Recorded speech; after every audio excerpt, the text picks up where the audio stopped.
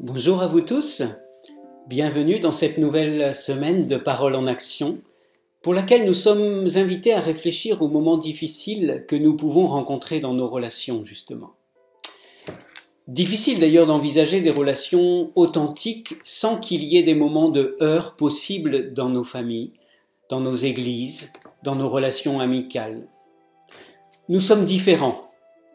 Et ce simple fait est déjà en soi source possible de conflits.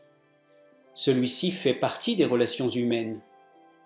Certains s'imaginent qu'être chrétien signifie ne jamais avoir de conflit, au risque de nier la réalité de l'autre ou de l'existence des problèmes, ou encore d'amener les autres à voir les choses de son point de vue, pensant qu'ainsi le conflit est résolu.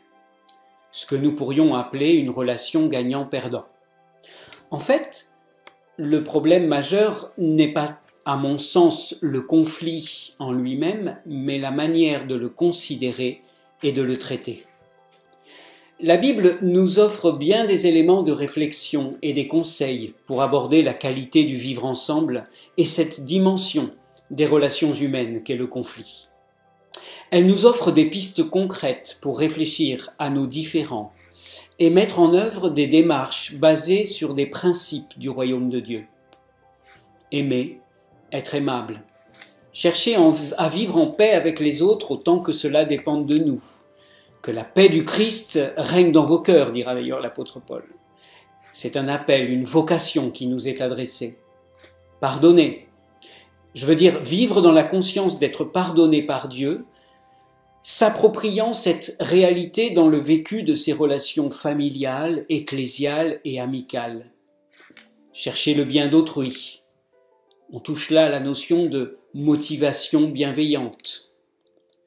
Mais pas toujours facile de maintenir ces principes bibliques lorsque le conflit nous implique profondément.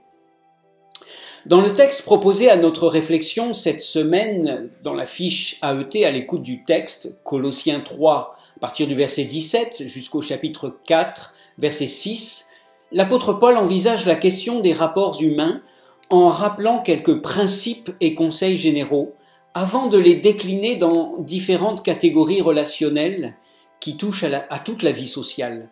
Les rapports mari-femme, les rapports parents-enfants, maître-esclave. On évoque la vie de couple, l'éducation, les rapports hiérarchiques, voire professionnels, si nous actualisons aujourd'hui.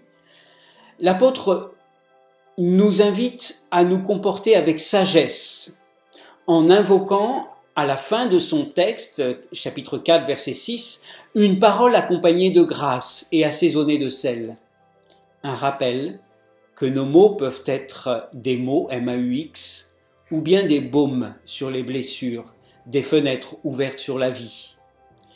Et si je reviens au début de ce passage, chapitre 3, verset 17, Paul nous invite à placer la personne de Jésus comme fondement et moteur de notre agir. Je souhaite que ces temps de partage et de réflexion nourrissent la qualité de nos relations, en nous rappelant que la personne est toujours plus importante que le problème que nous avons avec elle. Alors, bonne semaine et bonne étude à vous tous.